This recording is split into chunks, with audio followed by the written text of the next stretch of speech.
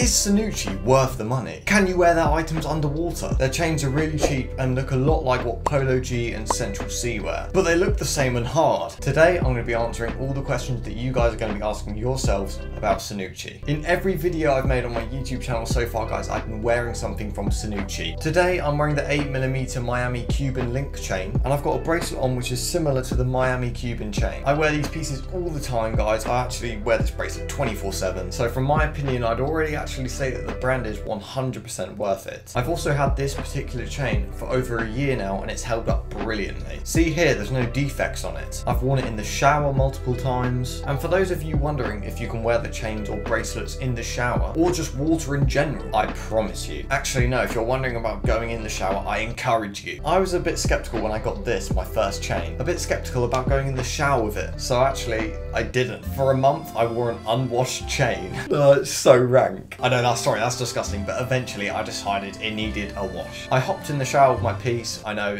what a thought, and to my surprise, it was perfectly fine. The clasp didn't become more loose, the colour didn't change. The only thing which the shower did change was getting rid of the sweat. Some of you guys have also been asking about, you've been asking about this bad boy. Well actually, I want you guys to go in the comments and guess how much I actually bought this chain for. Do it now before I tell you, because I don't want any cheating in this. But yeah, the chain looks expensive, especially when you put it under a flashlight or a light in general. The cubic zirconia stones are creating this amazing shine, and it's really not heavy. Everyone always asks me because it looks so big, is my neck not hurting? No! I love wearing this chain. It's so lightweight, it looks hard, and it was 25 quid. Yes! 25 Great British pounds. I picked it up when it was in Black Friday sales, guys, and it originally is priced at £160. I got over 80%, I think it was around 85%. That is actually crazy. Both the pieces came in these two pouches. The Miami Cuban came in a gold-toned logo pouch, whereas my gold chain came in this white logo pouch. The gold chain is the newer one, and that's why the logo and the colour of the logo is different to the other pouch. They also both came in boxes. Sadly, I don't have the Miami Cuban box anymore, but they come with wrist and ring measuring tools. This is so that now you've bought a chain from Cernucci,